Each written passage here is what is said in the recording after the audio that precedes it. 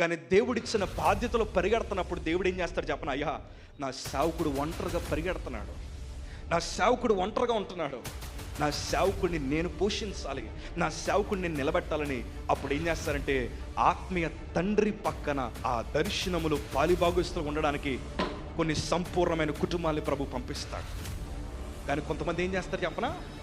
అసంపూర్ణత కలిగిన వారు, ద్వేషము కలిగిన వారు, అసూయ కలిగిన వారు, వారు చెప్పేదంతా ఒకటే, వారిని మాత్రమే ప్రేమిస్తాడు, మమ్మల్ని ప్రేమించడు, వారిని మాత్రమే గౌరవిస్తాడు, ఆ సేవకుడు మమ్మల్ని గౌరవించడు. దాని అర్థం ఏంటంటే సేవకుని దర్శనాల్లో మీరు పాలిభాగస్తులుగా లేరు.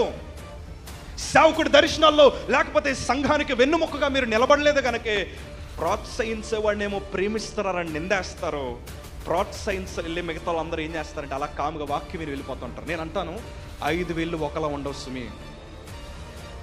ఇక్కడ ఎంతమంది కుమారులు ఉండగా యేసేపుని తండ్రి ప్రేమించడం గల కారణం ఏంటి తెలుసా? అతడు కుటుంబ క్షేమమును కోరినవాడు.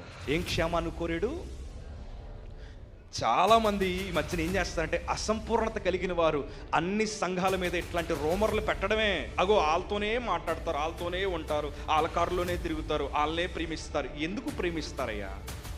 దేనికి ప్రేమిస్తారయ్యా? ఒకే ఒకటి, కనెక్షన్ ఒక రీతిలో ఉండాలి. ఎక్కడో తెలుసా? సంఘ క్షేమాన్ని కోరేవారితోనే సేవకులు దగ్గరగా ఉంటారు.